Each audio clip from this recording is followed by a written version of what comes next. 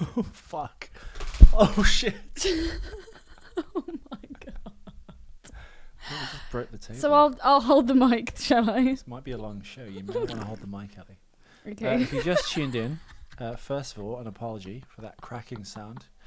That should be oh my god. That should be the second apology. The first apology is this show should have been on Friday, but we just didn't get round to it because we saw Terminator Genesis. Yeah. And the review of that is coming up next. However, the second apology, we got wrong way around, is the mic just tore itself out of the desk and broke all the wood. The machines! The machines have taken over. Hello, this is the 2 Minute Terminator, when we break down the Terminator films 2 minutes at a time, one podcast at a time. I'm Ethan McKinley. And I'm Ellie Fitzgerald. The table breaking Terminator. The TB. The TB. Table breaker. Yeah, so I'm going to be holding this arm for the duration if it doesn't turn against me and crush my skull at some point. It's quite timely, actually, that has happened because, this is the last episode of season 1. This is bonus episode 5 of season 1, which should round us out to 60 episodes. Indeed. And then we're on to Terminator 2. How exciting is that? So yeah, hit the music or hit the desk. Okay, let's sort this out. Howdy, stranger. Don't say howdy, stranger, to me.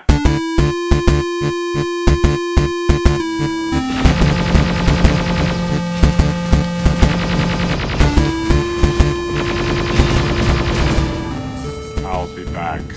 We are back. And we are back. We have just repaired it looks like a surfboard with a shark bite taken out of it. That is ridiculous. How did The that sound was incredible. happen? Yeah. It's the strength of your arm and the strength of the mic arm. Unbelievable. So this is an original deleted scenes bonus episode. Yeah, the 10 or so deleted scenes from Terminator 1, which actually, maybe we should have watched this earlier because Spaldner, one of our listeners, wrote in and was convinced it was the Cyberdyne factory. Well, it's kind of cool that we've done it this way because we asked all the questions throughout the whole series, and then at the end, some of the things that we questioned, we're like, oh, that doesn't make any sense. Well, why did they do that? Some of them are actually answered in this, so it's kind of nice that we've wrapped up at the very end. I'm pleased. That's one way of looking at it. How do you look at it? Just like you did. I'm just trying to be contrarian. Oh, okay. Mistress Mary. Okay, cool. So the first scene is Sarah, I guess, rehearsing her being Sarah Connor in the, the staff room mirror of the big buns. Big Boys. Big boys. Yeah, I guess they maybe initially had that scene in there to promote the fact that she was this innocent girl. Because she says, God, you're such a prude or something, doesn't she? Or she says, you're so pure or something. She's just looking at herself in the mirror, prepping herself, getting ready to serve tables. What unanswered questions with the film did this answer for you, Ellie? Absolutely none. It's a really pointless scene. I'm glad they took it out. How dare you? Well, God, she's only a waitress. Jesus Christ. Do you have to prepare yourself? In the staff room? Hi, I'm Sarah. If she wants to play keyboards or do something with her life, maybe this is what she wants to do, so she has to mentally prepare. And also, can I just say, that dress, man, I would not eat anywhere that had that kind of uniform of the staff. It's just ridiculous. It very much looks like a Denny's kind of 80s waitress look. I don't know, I was born in 89. Is that what the waitresses wore back in then? Oh, yes, back in my day. Yes, they did. Old man with Probably. Scene number 2. Oh, we're rattling through these, aren't we? This will be like a 5-minute episode. Sarah Connor is executed by the Terminator. Well, one of the Sarah Connors. Well, it's the same Sarah Connor from the film. You don't see him kill the other 2 Sarah Connors. You see him kill one. This is Marianne We never did work out how to say her name, did we? But yeah, again, this is quite a weird scene because it's all exactly the same. All that's different is you just see Schwartzy walking towards his car and drive off. And there's a can that gets knocked on the road. So yeah, I don't know quite why they had that bit. No, that is it's strange. It's very odd. It is very odd. I wish there'd been more maybe to that scene, maybe a bit more bloodshed or something, or seeing her body after he'd shot her. That might have been a good inclusion or an extended scene. No? Well, this has actually happened on episode 9 of our show. Marianne Miller. I don't know how to say it. That's the name of the episode. This is just an extended scene where he shoots her and then leaves. And gets in his car and drives away. And everyone in the street sees him and starts to panic. Do they actually panic though? Well, I think they all seem relatively calm. Well, everyone seems, I guess, because he shoots her, she looks perturbed. She does. Brad Friedel goes crazy on the keyboards. One in the head, 2 in the chest, down the central line. And he's going down. And turn and fire, and move and fire. And move and fire. Everyone looks really bloody... Okay, well, the kids are running. The neighbour's running away. Little girl comes running towards have a look at what's going on, rubbernecking. He gets in his handsome wood-panelled station wagon. What kind of car is that, apart from an estate? It looks like Clark Griswold's car from National Lampoon's Vacation. Have you seen that? No. You never... Oh, my God. Here we go. Derailing the show again. You've never seen National Lampoon's Vacation? No, never. Oh, Eleanor. I think this happens every episode. You look at me with such disgust when I tell you I haven't seen something. What was the last thing we did? What, the last film that I haven't seen that you were like, oh, for fuck's sake? Yeah. The Game, maybe, which you showed me. Yeah. That was really good. With Michael Douglas. Yeah. 1997. Awesome. Yeah. David Fincher. It was really good. I really enjoyed it. I like the clown. The clown was cool. Although clowns terrify me. There's a tiny camera looking at you right now. I think it's because of Poltergeist. I remember when I first saw that. Although the scene where the woman gets blown up the wall, I found that absolutely hilarious, even when I was like 9. The revolving set, she rolls onto the ceiling. Utterly ridiculous. How did they do that? Revolving set. But what's a revolving set? You build a set, basically, which is a square room, floor, ceilings, but the fourth wall, per pun intended, is missing, so the camera can film inside it. And it's on a thing called a gimbal, which is kind of like the hub in the middle of a wheel. It's just a big stick, well, 2 like axles on the outside part of the set. And people just turn the set like a big hamster wheel. But instead of it being square, they've built round, in the round part, I guess, of the set, the hamster wheel, if you will. They build a square set and put a room in it. Cool. So as they turn the set slowly, it looks like you're rolling up the ceiling. They use the exact same... It's kind of a 1930s... Or being fucked by a ghost. Exactly. It's like it's a 1940s kind of film trick. It was used again in The Fly with Jeff Goldblum. Oh, okay, yeah. When he walks at the wall. It's used in Interview with the Vampire when Stephen Ray, who plays Santiago, does that kind of like weird dance around that circular archway in Paris. I'm doing well. I've seen both these movies. This is good. And I can't think of any more. I'm sure our listeners will send Labyrinth? No, because he's on that weird kind of like arm, isn't he, by his leg when he comes right under that thing and steps over. That was an actual... Oh, yeah, I've seen the making of that. Yeah, that's like some weird hoist, which is the name of a gay pub/club in Vauxhall, The Hoist. The Hoist. Which apparently is very much the Tom of Finland look. Meets Al Pacino in Cruising, meets... Tell everyone what Tom of Finland is, Ethan. Let's not tell them. And if you are listening, just Google Tom of Finland right now. It's changed my life. It's changed Ellie's life. And then Scat Brothers Walk the Night. Is that right? Yeah. Scat Bros. Scat Bros, yeah. Go on YouTube, type in Scat Bros Walk the Night. And when you see the video with a very young Al Pacino in it, that's the one you want to watch. Any conservative Christians out there might question the lyrics. But questionable. The beats are pretty good. It's amazing. It's an amazing song. It's so good. You might recognise it from such a film called Cruising. So what do you think of this scene, Ellie? He shoots Sarah Connor. It's an extended scene. He walks It's out of the completely house. pointless. Everyone in the neighbourhood sees him. It's completely pointless. I don't know how that helps you with any kind of plot or of the movie. Well, it doesn't, and I suppose they cut it because of that reason. It's more impactful. Time. That you see Marianne the Why, laser sight on her head, and then the gun goes off, then it cuts, doesn't it? Why not, after he shot her, why not do a shot of her like laying there bleeding to death? Because that would show too much, I think, and it's more brutal and worse, I think, if you don't see it, right?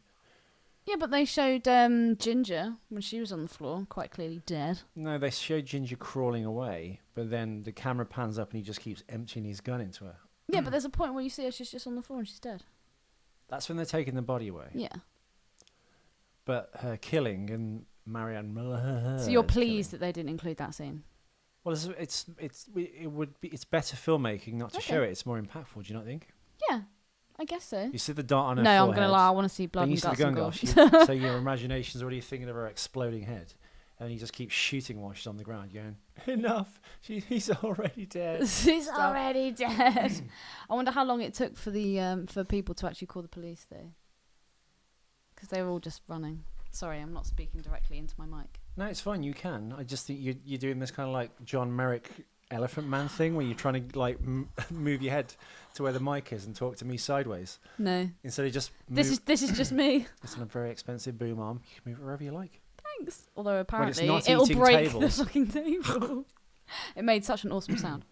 I question this scene because it's meant to be an infiltrator unit. So on that proviso or theory, the Terminator should be quite stealthy. At least have a silencer, not be dressed like a punk. Yeah, he's meant to fit in. Yeah, just kicks the door and shoots her in front of everyone and then drives away. And just walks away. He just drives away.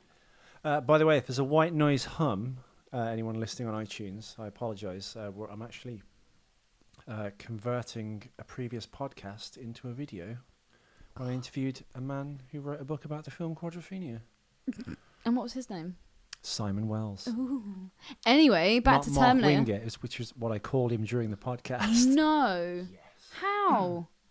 Because I have my notes when I'm doing the interview, and I was looking at Mark Wingate, the Never actor, get your guest's name wrong. and I was like, yes, thank you to Mark. God. And then he went, Simon. I went, Fuck. luckily, though, I've cut that out. So I was going to say, I don't remember hearing that in the podcast. I look utterly professional. No, the Quadrophenia one, not the Charles Manson one. Oh, okay. Yeah, no. Okay. Right, next cut scene. Terminator pulls out. With the can. Of So shot. don't forget the can. Right, scene number 3 is Traxler. And what's Lance Henriksen's character called? It's not a test because I don't know either. No, I can't remember. He's so unimportant. Well, basically, it's them leaving the police station. And we've Do not we been ever find introduced out to them his name? by now, have we? Yeah, because she's called. No, we see them in the. Oh, that's right, because she calls him She from the calls Tech them, Noir. yeah. So we have seen them before. And he speaks to her and says, we're sending some people down. Yeah. I guess this just gives them a bit more screen time, doesn't it?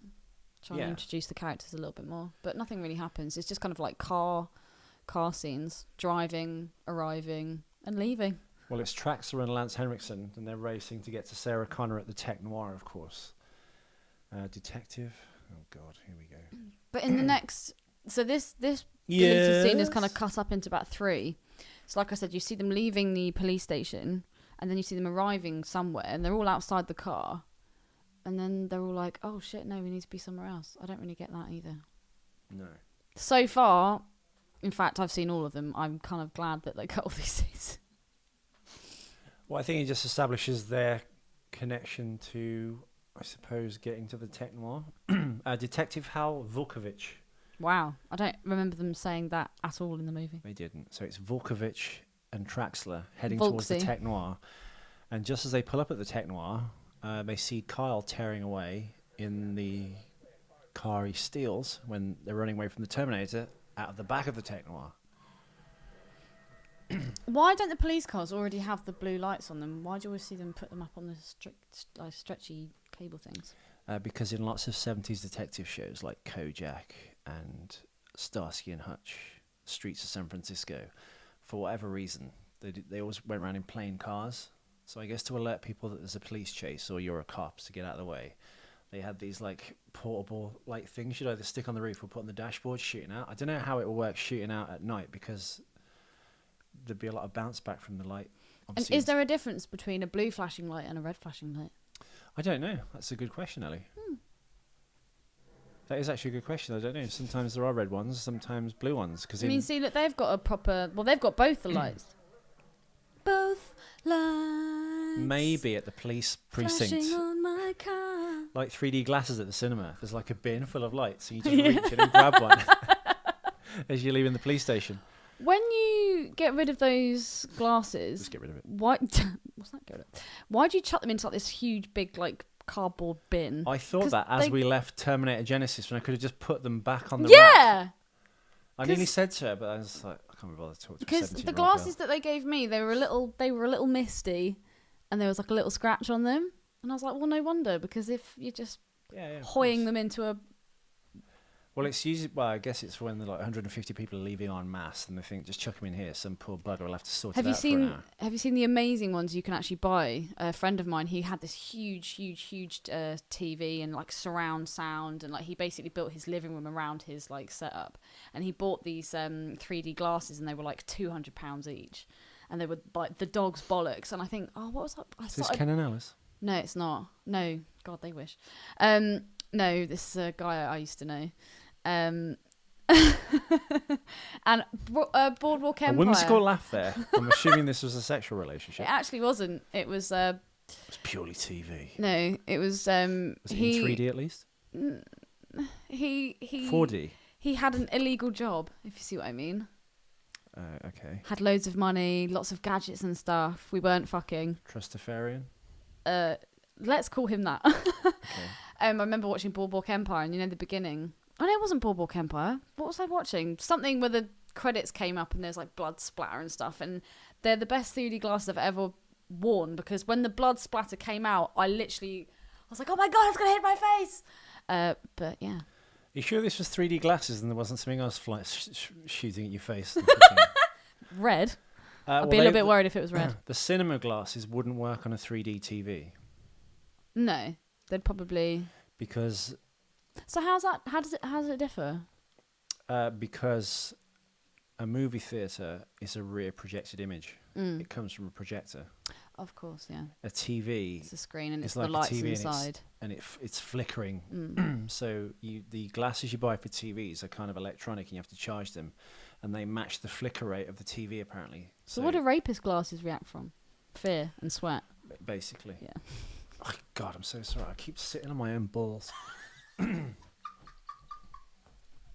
They are pendulous. It's a hot day.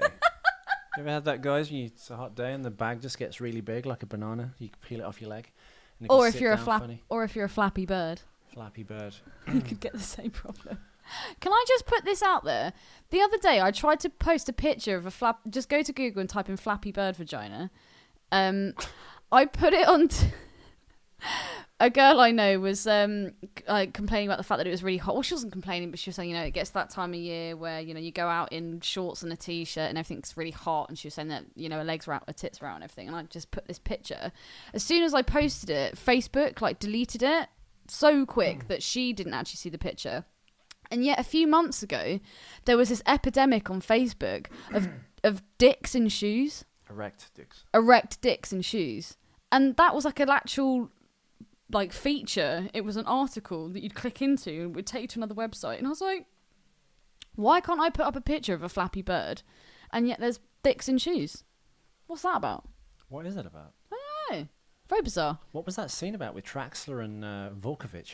I don't know. They left the police station. They pulled out at the police station. I'm And then- assuming in between and then they those left two scenes, somewhere again. there'd be the tech noir, and then the tech noir would be bookended by that. Or maybe a bit more dialogue between the two to kind of Direlogue. Dialogue. dialogue. The next scene, of course, is Carl captured, and he's just basically saying, it's him or me. And Traxler we hear sucking on the Only arms two of of his us are glasses. sent. Indeed. But this is actually quite interesting. And maybe this scene actually I think would have been good in the movie. Why? Because it shows Traxler Why? actually pondering and thinking about what he's just absorbed and taken in from Kyle. And that is... Where's this going? Well, he's What actually... he's absorbed and taken in from Kyle. Yeah. Your Well, mind's in the gutter. the information... No, yours is, you dirty fuck. He's just been told, this is happening, blah, blah, blah. Only two of us come through. He's going to kill her. And Traxler seems to be buying it. He's actually thinking, because he says, the Lance Henriksen, I can't be asked to remember his name. Volkovich. He says, this is moon talk. And then he's like, well, let's hope so. But he's got this pondering look on his face. shit, this could actually be real. I am acting now. I am thinking about something. While sucking on the arm of my glasses. You don't do that. You just readjust. Well, no, I mean, as we've discussed before this show, when I do podcasts on video, I need to stop touching my neck, my chest. And your tits. What else do I do? You don't look at your guest. I need to sew my hair as well. My fucking hairline's terrible. Dude, fuck your hair. No one's looking at you, Ethan. I know. They're taking in the guest. They get to see you every week. So this is Moon Talk. This is Moon Talk. Guy's a wacko, boss. Yeah, so I think this would actually have been quite a poignant scene because, he gave it the eyebrow. Eyebrow acting. Yeah. What do you think? Should that have been in the movie? I don't know, because, I mean, the scene we're about to watch now, which is 5, which is the police station has been shut up and Carl's escaped and he's trying to find Sarah and they're leaving the police station. I'm having an ear, nose and throat day. They find tracks there, like shut up and in a doorway of one of the rooms. Yeah. And he hands him the gun, so I guess Traxxas and then says believes. Sarah has to live. Make sure she survives. But yeah, no, it's a bit silly, really, isn't it? Why? Because even at that point, no one would believe them, especially if you had a clinical psychologist there saying he's got paranoid delusions. He's just got this very elaborate story. But It's he's all just bullshit. he's just seen policemen he's just seen policemen shoot at this thing, and he's just carries on and keeps going, and he's managed to take out a whole police station, and they're all shitting their pants. Yeah, but I also think, I mean, the human mind. Would you like some water, Ethan? I'm fine for now. I think the human mind sometimes, if they get trapped in a belief system, it's very hard to kind of break that, isn't it? Yeah, I know, but also with these scenes, it kind of shows initially when you see Traxxas, he's kind of like. He's chewing gum. He's smoking a cigarette. He doesn't seem to really give a shit about his job, and yet this is kind of like makes him invested. Yeah, and he's kind of like, oh, actually, maybe, and it kind of gives his character a little bit more depth. Maybe he's a deeper thinker than we once thought. Apart from spitting on the floor. So if you believe in wacky fags. theories or ghosts, goblins, Bigfoot, and UFOs, it means that you don't believe thinker? in everything that's black and white. It means that. You have a slightly more open mind. I believe in Bigfoot.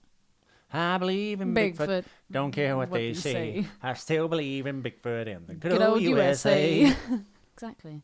Great song. Yeah, I don't know. It's interesting and it's nice. I think that but was scene... this in the original film? No. He doesn't hand him the gun in the original film, does No. it? They just leave the police station. Yeah. I kind of like that. I like that bit. Deleted scenes for you, Ellie, if you do see a film and then there's extra deleted scenes, if they've been cut from the film... It means they weren't good enough to make the movie. Not just that, but a bit like in a film's universe, do you think those scenes actually happen? We just weren't seeing them. So do you think in this film... Because we didn't... In Terminator, it's been cut out, right? Mm. So technically that doesn't exist in the Terminator universe or their journey or story. Mm. Now you've seen these scenes. Do you think these scenes do exist? We just didn't see them as an audience? No, I think they just cut them. But you just said how much you like these Lieutenant Traxxas scenes coming around. To the Oh, no, idea I that do like Terminator's it. That's what I mean. I wish they'd put them in. Put that in. Do you understand what I'm saying, though? Apparently not. Laugh it up. All the deleted scenes in this story do happen. Mm. It's just we as the audience didn't see them. Oh, okay, I get you. Does that make sense? Yeah, that makes sense. So he does leave with a gun, doesn't he? Because he gets a gun. By the time they get to the motel, he's got a revolver, obviously given to him by Lieutenant Traxxas. Mm. But in the story, when this scene is cut, he just happens to have a gun, which he could have picked up anywhere in the police station or anywhere along on his journey, along with like the big wad of cash he stole from the trucker, allegedly. Have you had sugar? You're speaking really fast. I'm just trying to give myself some extra energy because I'm sensing I'm kind of winding down because I'm getting like my throat keeps closing up. I don't know why. I just pound like a fucking gallon of chips. Like yesterday's beef. Yeah, I think What that... is left of it? Ethan, behave yourself. Let's not break up old graves. Old grid? Old graves. Rake up old graves. Never heard that one? No. Come on, Spaldner. Write on the wall tomorrow Don't and dig say up the that you've... past, all you'll get is dirty. That's what you should say. Okay, let's just say all the things that you want to say. So yeah, number 5, Traxxas hands over his gun. Does that happen for you? Yes, it does, because he actually has the gun later on. But he could have got the gun from anywhere. Could have got cut from the film, notwithstanding. Yeah, no, I actually that's quite a valid point. These things actually do happen, but they've just been cut, so they're things that we do not see. I like that. I kind of like that. So the next scene is Sarah. It's actually the longest scene of all of them, isn't it? It's Sarah. It's the worst one. It's scene number 6. Is it the worst one? Yes. Why? Because Carl wouldn't cry looking at a flower. Yeah, but it's kind of like it adds to his character, doesn't it? But he's never. That he's gay. No, but he's grown up in a world of like. No words to the listeners. No man should ever cry. Ever. It's weak. It's weak. Does it not add to his character? I don't think so. I don't like it at all. Really? He's gay as fuck. Yeah, but if a dude that came to save me started fucking crying, I'd be like, oh god. Looks like I got it. Well, that's how she becomes this warrior woman. She's like, can't rely on him. And again, he's literally just met her. She literally 5 minutes ago. I don't know how far away they drive.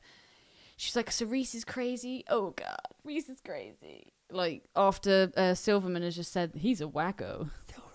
And yet now she's just like, oh, we should blab Cyberdyne, blah, blah, blah, blah. All of a sudden, her opinion's completely changed. And she's like, right, soldier. But have you not just defended Lieutenant Traxler suddenly just coming over on a whim almost that the Terminator is a real thing? She's just escaped from the police station. It's been shot. She knows, I think she would think the Terminator is real now. And if the machines aren't real part of it, there is someone after her to try and kill her, and he's protecting her. Yeah, but she's now talking about blowing up a huge building. Like that's a pretty big step for a girl that works in big buns, that was prepping herself, looking in a mirror, going, "I'm gonna be your waitress today." So to go back to questions I asked you, then, do Yeah. all the deleted scenes exist then, or not? Oh, Does God. Kyle cry in this movie's I universe? hope not. Maybe he isn't the badass that I once thought he was. Well, it's not that he's a badass. He's just mourning the fact he's never grown up. I guess to him now, he's He literally looks at a in flower and he cries. Yeah, he's in the Garden of Eden. He's never seen a He's flower. in the Garden of Eden. He's heard about them. He's probably seen them in old magazines in the nuclear dust around the skulls and stuff. But he's never seen. Like, Also, if proper he was daylight. that focused, like if you have I know he's not a Terminator. Save the tears for after. Okay, fair enough. He doesn't make it, but he. 2 hearts beating as one. That kind of thing. Yeah, like Jesus Christ, dude. Like we do not have time to be having fights and like throwing women into bushes and. He Should be massively getting in a bush, not throwing her into one. Exactly. Well, he does. That'd make me cry. But yeah, I don't know. I just thought that maybe some people would like to see a softer side of Kyle Reese, but I think for this particular movie and for the kind of soldier that Kyle's portrayed as, I'm glad that this scene wasn't in the movie. Well, And the fact he pulls a gun on her, that just wouldn't have happened.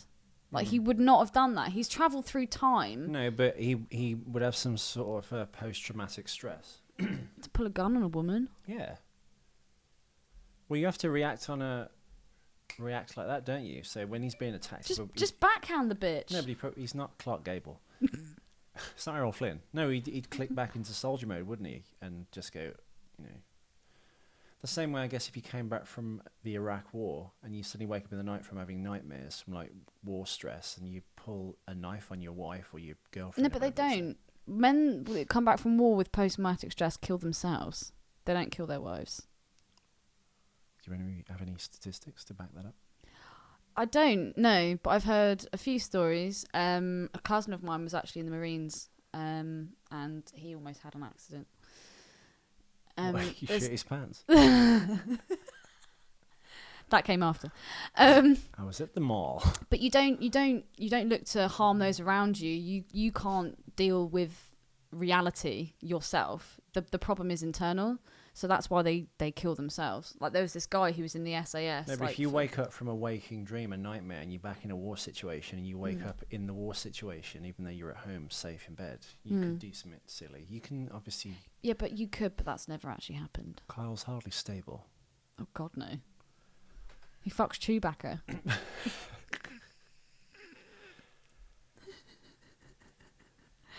But you guys, honestly, you should check out this. Actually, the beginning of this scene kind of clears up a question that I asked when we first Was it you did or was this. it a listener? It was me. When you were saying, how would the Terminator know where to find her mother? Why did her mother go to a cabin in the woods? Yeah, what was she doing in the woods? Yeah. This, again, kind of clears it up because she calls her mum and she's just like, Mum, you're going to go to the cabin. Can't tell where I am. But then when she does get to That's the a really cabin, shitty thing to do, man. To call up your parents and be like, you got to do this. I can't speak to you. I can't say anything. Love you, bye. if you do that to your parents, would they go to a cabin? No. No, they wouldn't. No, they fucking one I wouldn't. know would. They'd be They'd be like, oh, "Fuck off." Ellie's on acid again. Well, it's like those scenes in films when someone pulls up and goes, "You've got to trust me. Do this. There's this fantastic story," and people go, "Oh, okay." They always believe it. Once when I was at uni, it was about 4 a.m, and I was really fucked on narcotics, and I called my dad at 4 a.m. to tell him a racist joke. Oh my god. He loved it. And afterwards he went, Ellie, can you call me at a more sociable time? I was like, yeah, love you, Dad. Bye. He never must knew. have known you were drunk or something. No. Is it normal that you ring someone up at what time in the morning was It it? was about 4 a.m. And no one questioned that. Yeah, because there was another time. It wasn't 4 a.m. I think it was like 2 a.m. We'd been watching the Saw movies, one after the other. This is when I was at uni. My brother actually lived in the same building, and he lived across the hall. And he'd come We fed him round. a bucket of fish heads once a week. And we'd watched the first 2 movies, and we were about to put the third one on. He was like, right, I'm going to go downstairs, get my washing, and then I'm going to go to bed. In that moment that he left our flat, I was like, right, because he always used to leave his flat door open, like they never used to lock it. Aren't all doors flat? Stick to acting. I'm Pam Douve. So literally in the moment that my brother left the flat, I was like, right, let's go into his bedroom and just like upturn everything, like throw his papers everywhere, like throw the mattress up, like let's make it look like he's been robbed or something. They weren't really up for that. I live with this guy called Chris Brown, not the Chris Brown, a better Chris Brown. And I was just like, oh, let's just like take a shit in his bedroom and just leave it. And he was just like, give me something to shit on and I'll shit on it. So I just went into my room, pulled out of my printer a stack of paper. My friend Chris took a dump on this piece of paper and we just left it in his bedroom. And then about 10 minutes later, the doorbell's gone. He's gone, you guys, seriously, don't leave me out here in the hallway. If someone walks past, it's going to look really bad. And we had like one of those like fisheye like lens things, like looking out the door. I just looked out and there's Baron like holding this thing like at arm's length. Like, guys, please, seriously, open the door. Oh God. So then after that happened, I called my dad, and like, again, it was about 2 a.m. I was like, Dad, we just left a shit in Baron's room. It's hilarious. Oh my god. So yeah, it happened a few times. My dad's cool, man. So Baron. your question about the cabin then? It has been answered. That Sarah on her trip said. Go So to the that cabin. answers your question. Have all these things actually happened in the movie, but the viewer just didn't see it? All the questions being answered. Well, I don't know. It depends if you. Also, it's dependent if you like the scene or not, because you can take or leave scenes, can't you? Doesn't that contradict what you asked me earlier, though? Absolutely. That's why I asked it, because it's a Sophie's Choice question, essentially, isn't it? What's that? A Sophie's Choice question. It's from the film Sophie's Choice, when Meryl Streep is singled out as a Jewish woman in the concentration camp lines, and the sadistic SS officer is making decide which one of her children she likes more, because they're going to shoot one of them because there's no room on the truck. Shit. It's called A Sophie's Choice. Oh. I learned something Apparently new a every heartwarming podcast. comedy where people learn lessons about life and love. What, Jews and killing children? Yeah. Sounds jovial as fuck. It is jovial. Yeah, so the beginning of the scene, I kind of get, because it answers my initial question. Well, I don't know. It does But answer then- one aspect of the question. Doesn't answer one aspect of the question. So how Why does would the her mum Terminator actually go? find the cabin where her mother is? Yeah, again, that's a really good point. The Terminator goes to the mother's house, and then she leaves a note to whoever going, "Oh, I've just gone to the cabin for the weekend." Because But who would she leave a note for? blithering idiot. Does Sarah have a dad? I doubt it. Why? I don't know. I just assumed there isn't, because it's not really mentioned, is it? Yeah, but her mum's only mentioned when she calls her to tell her that she can't tell her anything and to go to the cabin. Yeah, but only the mum is involved, isn't it? It's only the mum that gets killed, so I'm assuming they're not together. Oh, another broken home. Another one bites the dust. But yeah, and it's after this that Sarah then gets her brilliant idea and all of a sudden takes on this... Actually... Well, she looks in the So phone book in this for Cyberdyne, doesn't she? She sees the Cyberdyne thing and goes, "Oh my god." So this would have happened Oh, before man. they went to the tunnel, right? Mm-hmm.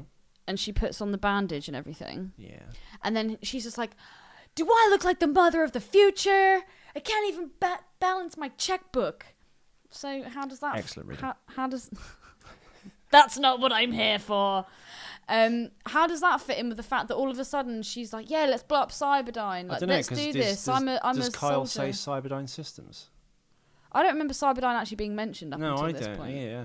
So I don't know what she's talking about. I think she's high. Yeah, so I think that all of a sudden she's like, yeah, let's do this. And then when you consider the scene that actually is in the movie, when she's in the tunnel and she's just like, oh, God, do I look like the mother of the future? I don't want this, any of it. That kind of... Excuse me. It kind of contradicts itself. Yeah. Stop looking at Facebook, for God's sake. Sorry. Just for 2 seconds, Ethan. What was just The internet won't collapse. Well, after this scene, she's telling Carl to blow up Cyberdyne. He's like, you're crazy. Why isn't he on board with this idea? Because it's not his mission, as he says. His mission is to kill the Terminator. But if he did kill the Terminator, would that be his secondary mission? To blow up Cyberdyne with Sarah? Well, no, because he knows that he has to die. So I think he knows that he's going to die in the making. I don't think he does know he has to die. Does he not? Oh, God, we're here again, aren't we? This actually feeds nicely into, because they raised the question again in Terminator Genesis, which is coming as our next episode. How exciting. Well, in Genesis, Kyle, you're listening to not Linda Hamilton say the lines, but her doing the transcripts. The tapes that he's listening to. Mm-hmm. In fact, they're also played in Salvation, aren't they? Yeah. That you can never be unless you're saying Kyle. So I guess he does know, but I'm not sure if Kyle knows if he's going to die. Maybe Kyle's the innocent party in all of this. Mm. Also, can I just say, with this particular scene, Carl doesn't do so well fighting with like a 20-year-old girl. No. He does twat him in the head with a rock. That's why he draws the gun on her. She hits him in the head with a rock. Was that a rock? I thought it was just her club fist. And then he gets that like sundied in a red mist face and pulls the gun on her. Like and then the tears come. He sees a flower in it all. It's all too much. Like yesterday when I ran out into the garden, I was like, look at the daisies. There's not enough rose. Oh yeah, what a freeze frame. Oh wow, that's a gun and a half. Reese. Also, when he pulls a gun on her, she's like splayed back with her legs akimbo. Do you know, like, it's a poignant scene though, that he's like, this, I can't believe I'm here. This is like the Garden of Eden essentially, and like I've never seen flowers or streams or trees or Bigfoot. What? No, nothing. That kind of thing. I can maybe understand it on some level, but I can see why they've cut it out. Yeah, I can definitely see why they've cut it out. It's too like acty and it weakens him. I think there's enough kind of Sarah and Kyle moments together. Yeah, when he's stuffing those pipe bombs into a bag with maximum... Stuffing her pipe bomb into his bag? He's pushing his fuse into a C4. Oh, Ethan, you and your euphemisms. I bet he... Spell euphemism. Do you reckon... B? Oh. Give me another one. Tomorrow. Damn! Banana? Banana. It's like 9 N's in banana, right? 7. I bet Michael Biehn thought... I bet when he saw this, because he's a bit of a lovey, isn't he, Michael Biehn? He's a bit of an actor's actor. Yeah. I bet at either the premiere, if he didn't ask before, he'd have singled out James Cameron. That's why they didn't include the scene. Look at the state of him, man. That, like, that toddler face who hasn't got his lollipop. That's exactly what that face is. My lollipop. Or he's had an ice cream and the ice cream's just fallen out. And a dog's rung past and fucking licked it off the floor. That's exactly the horror of it. Yeah, I bet he was like, Cameron, dude, that was my moment, my acting moment. You cut me. You've cut me on every level. I'm never doing Terminator 2. But The Abyss was a failure at box office. I'll do Terminator 2. Abyss was a failure at the box office. Why? Well, because it's not really a friendly viewing film in those terms, is it? I love that movie. Is it better than Terminator 2? Whoa. It's different. I don't know. You can not really different. It's blue. It's blue. It's got technology. One's about Terminators and one's about aliens. It's got a morphing water thing instead of a morphing Terminator. It's blue. All James Cameron films are blue for some reason. It's set in a technological environment, which is that like oil rig. There's action in it. There's like highs and lows and daring do and acting. It's very James Cameron. In fact, if you put in a blender Terminator 2 and The Abyss, you'd have Avatar. Oh my god. Actually, dude. That's fucking amazing. You kind of would. Alien Contact, the colour blue, set on a spaceship, underwater, kinda. Yeah. Aliens. Yeah. I think you're on something there. Yeah. I don't know, though. I think with The Abyss, it's kind of a little bit more... I want to say spiritual, because like it's all Is Terminator 2 not spiritual? Fuck no. Isn't it not about the ghost in the machine, if you will? No. The Terminator learning Machines to become don't human? have ghosts. Yeah, but they don't. I know I'll cry. Yeah, he knows. Yeah, he knows why he cries. That's another interesting question. In Terminator Genesis, which is our next episode that you've all been waiting for, feature length, I might add, 2 hours. Oh, shouldn't have got back so late, should you? The question I have about Terminator Genesis is Arnold is the ancient old Terminator. He's had his chip changed in his head so he can learn. So he's just not carrying out tasks that he's given, like the evil Terminator. But in that one, even though he's been around for like 30 or 40 years, he's still very kind of like, he's more mechanical than the Terminator at the end of Terminator 2, who'd only been around a few days. Yeah, true. Do you know what I mean? Yeah. He wasn't that human. Yeah. But I suppose, would it ruin the character if he was just totally human and went, yeah, I'm a Terminator? What did you want? Probably, but we can't discuss that on this podcast. We can't. That's for the next podcast. Save it for the show. Podcast. Go you. Podcast. Podcast. I need to improve my diction, I think. You do. Keep constantly watching my... I think it's that lisp as well. You do not have a lisp. I do, a slight lisp. Because of the blocked nose. Breathe into the mic, Ellie, with your nostrils. Those are Ellie's nostrils. Both of the nostrils work. Beautiful nostrils. And she can breathe out of them. This is me. That's one nostril. If you put your hand beneath Ethan's nose and try and feel the air... Oh, wow. Yeah, no, your nose is fucked, dude. Oh, God. That's one nostril, the blocked one. Here's the other one. One, my whole life. What do you reckon nostril. that's going to sound like? Well, I just think that in conjunction with the enunciation affects my enunciation. As a kid, I used to have terrible trouble with like my What's ears. your balance like? Fine. Bank balance, not so good. Standing up balance, fine. Okay. I used to have trouble with my ears, nose and throat all the time as a kid, and I think they said it's something to do with dyslexia. But That and the fact that you're my nose not evil. working, I had grommets in my ears when I was little. Really? I've had my tonsils out. I've always had trouble in that area. Oh, Ethan. I Such a catch. should just kill myself and Don't hopefully do I'll be it, man. reincarnated into a more successful You haven't even life. been to war. You haven't got a good enough reason I've been to to kill war. I've yourself. been podcasting for a year. I've been to war. You do it because you know it. I do. Oh, which brings me on to the next thing. Anyone listening, we have mentioned Patreon before, that you can donate some money to the show. The only reason I say that is because they've taken half the content off the page on SoundCloud. What? Why? Because my plan doesn't cover...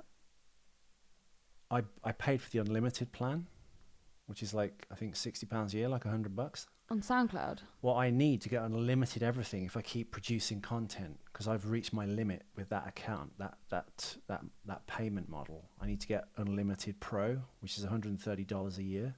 Right. So that's it, basically. Podcasts aren't cheap. If you could help with any donations, it would really help, because I need to pay SoundCloud in the next week or two. Holy shit! I didn't know that. But how can they just take half the content off? They haven't taken it off. They just said we've locked it away, so you can only access 4 episodes. This is questionable, by the way, not 2 Minute Terminator. Oh. Having said that, if we get in halfway through Terminator 2, which we will, they'll ask $130 for that as well. Oh. Ew. Right. Anyway, this is And getting that means deep and every it's getting into subsequent year that admin you want this stuff. podcast to exist on the internet too. Okay, yeah, but I love this. I really do. Like, what did I say as soon as I got back? Let's do a podcast. Exactly. Well, you kind of pay for the Terminator one anyway. But I'm just pre-warning you that bill is coming to you as well. So if anyone can help donating money, we really would appreciate it. Apart from crunching time on it, which is fine. We love doing this. The powers that be, who kind of control the show in a sense monetarily, the people we have to pay to put this show on the internet so it appears on iTunes. Damn the man. So you can download and listen to it, are asking $130 a year. It's not very much. So anyone out there, donate money to the Patreon page, please. Charity starts at home. Charity starts with podcasting. Back to the cutscenes. Yeah, this is the bomb building extended scene, basically. Yeah, so I think in this scene they're just trying to highlight the fact that Kyle has never had a life that we have experienced. He doesn't know what hot dogs are. Yeah. He's never been to a matinee. If you didn't if you weren't given a slight hint by the giant acting cry scene that Kyle just hit you around the face with an iron with a telescope at the observatory, basically, just like in the new film. They're gonna do it again. Yeah. And she's gonna go, hot dogs. He's gonna go, what? What's a hot dog? As if to think they're eating. Well, they eat dogs in the future, don't they? I assume. They eat dogs. Well, what else would they eat? Like we said, like what would you eat in that unknowable, dystopian Orwellian future? Actually, that's a really good point. In the movie, Spalding, you'll be pleased to know that I watched Salvation last night. You won't be so pleased to know that I thought it was fucking terrible. It was so bad. Did he say he liked it?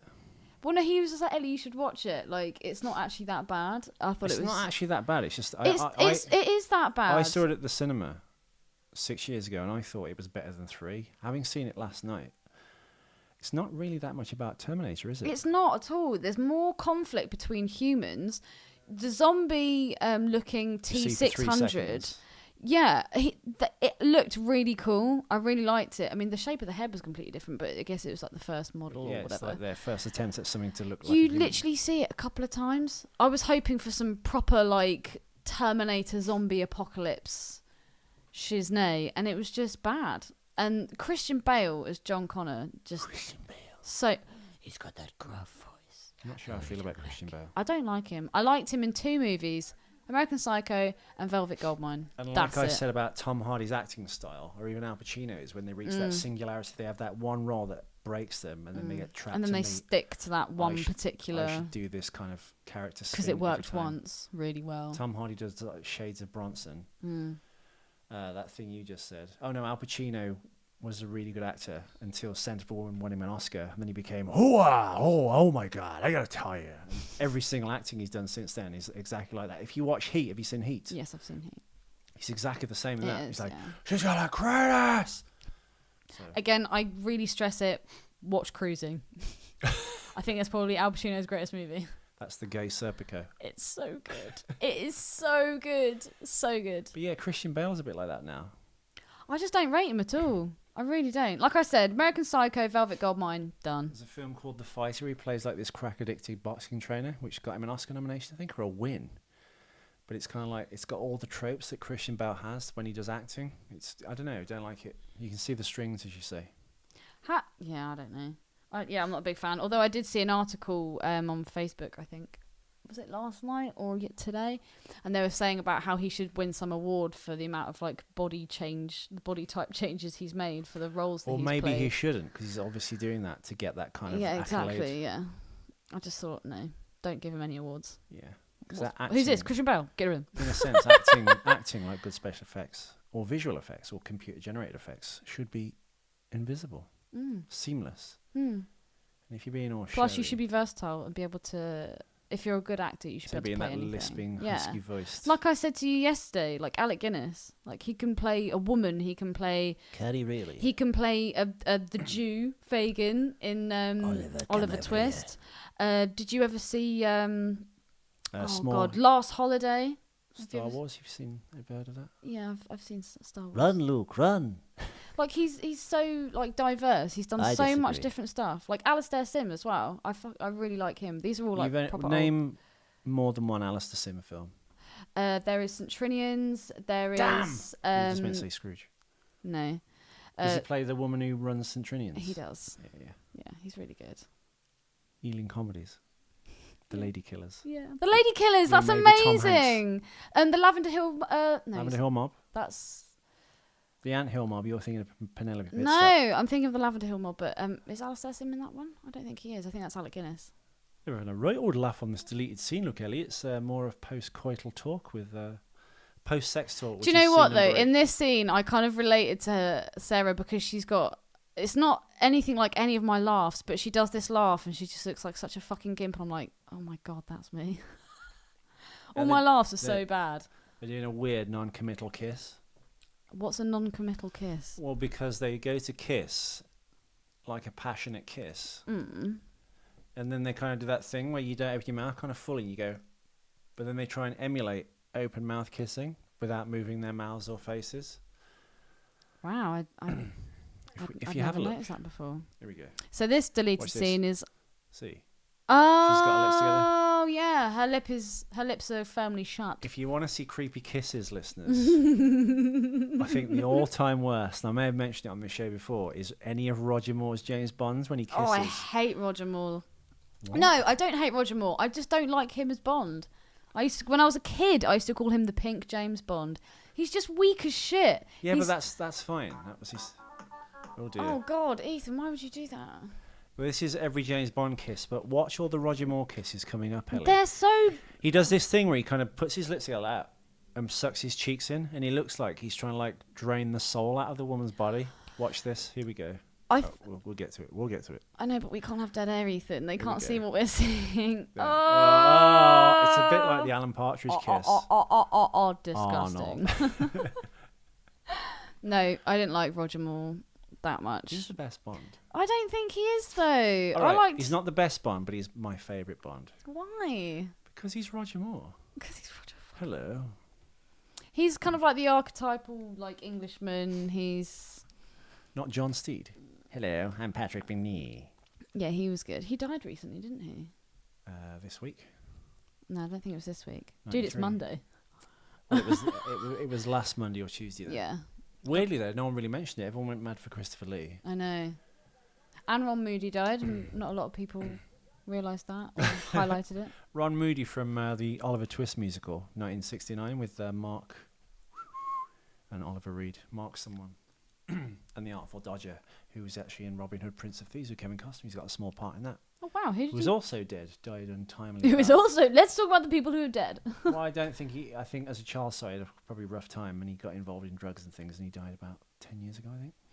Do you remember, just on this whole kissing thing, I just have to get this out. Who's the guy that played Poldark in the original series of Poldark? I don't know.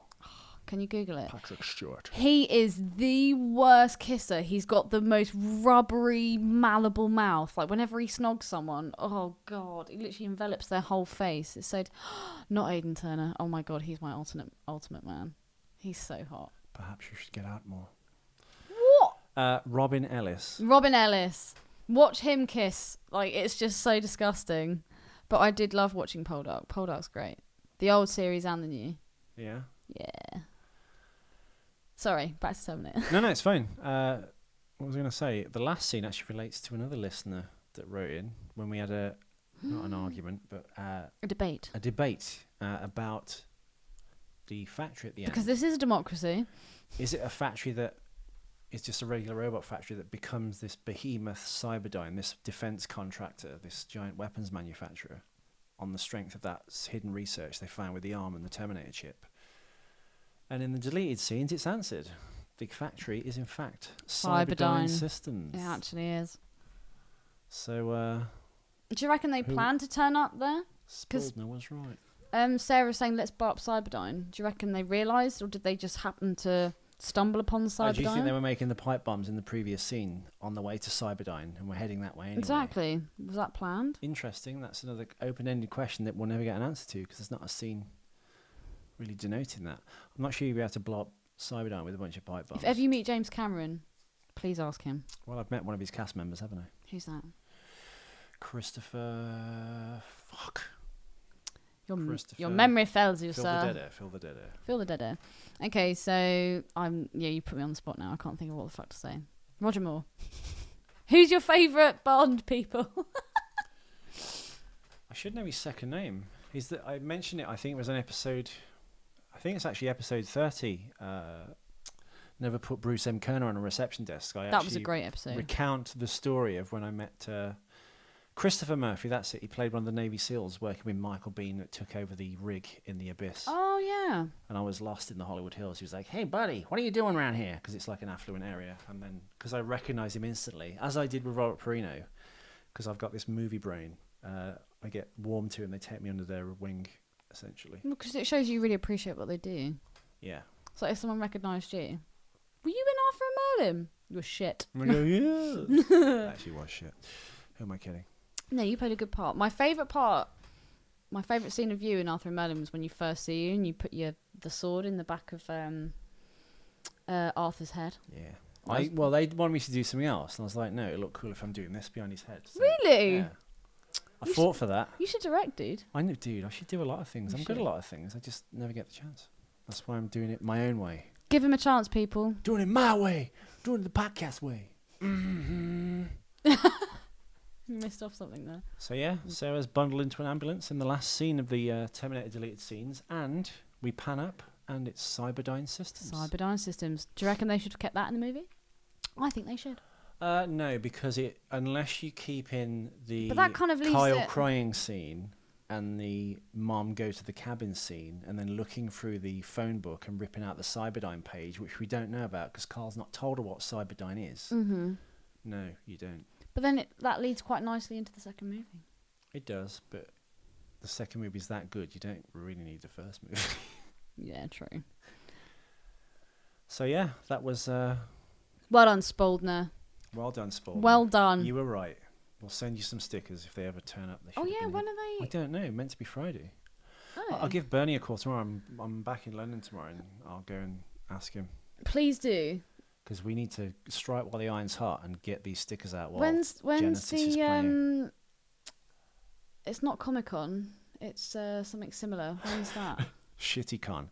There's a small, I guess, Comic-Con somewhere just It's outside in London. But we should go. When is that? I think it's like the 20th of July. It's about 15 days, 10, 15 days. I'll look. I've sent you a picture, haven't I? We'll find out. But we're going to go and sticker every nerd. We're going to stick a forehead every geek at this thing. With our stickers. They did it really cool though. And yeah, that's the end. Yeah. Are they all the deleted scenes? We're done. That's it.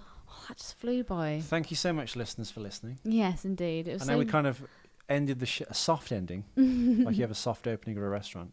It doesn't officially open. We've had an unofficial ending because the film is finished. These are just like some bonus scenes just to make up the week. And because I'm such a weirdo OCD person, I was like, let's get to 60 episodes. Really? Was that it? I'm sure in 2 weeks I'll look back at the feed on SoundCloud and go, oh, it's 58. I fucking miscounted.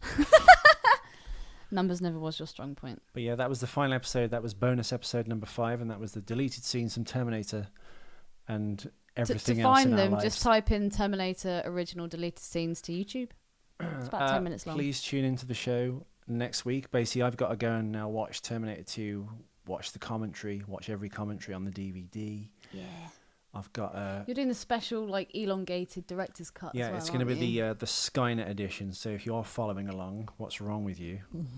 But it's the Skynet longest version with all the extra bits in, some of which shouldn't really be in there. I think All the the second trimmings. director's cut is the best one. Okay. The Skynet has a couple of superfluous bits, but we will get to it.